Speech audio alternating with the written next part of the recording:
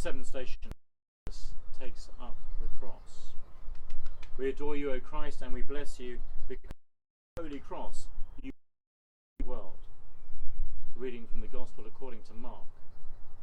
After mocking him, they stripped him of the purple cloak and put his clothes on him.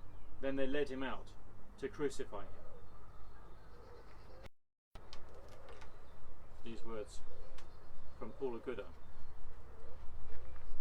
One of the striking features of Mark's account of Jesus' passion is Jesus' lack of agency in the narrative. Jesus was arrested, was tried, was mocked, and eventually was crucified. The Jesus of Mark's Gospel, who had been portrayed with such dynamism until now, moving immediately from one event to another, is now a passive recipient of actions. He says little and does. His passivity seems to reach a climax in verse 20. Having been dressed up in the previous verses, he is now undressed and redressed in his own clothes. It's worth noticing as a side point that it was custom to crucify people naked. Although Jesus was undressed again before being crucified, here he was clothed before being taken through the streets of Jerusalem. In Jewish practice, nakedness was shameful. See Genesis chapter 9, verse 22. So the reclothing of Jesus might have been an attempt to avoid offending the Jews at such a tense and important time.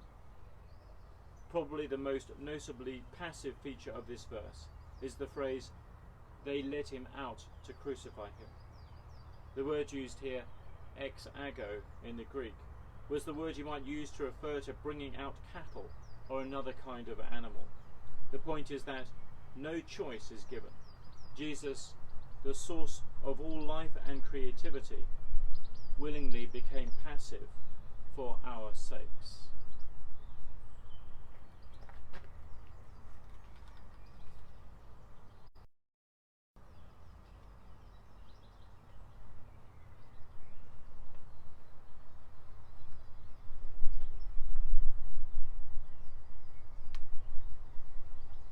It's noticeable how in man is the most of there's a juxtaposition there between the great injustice and particularly believe what he was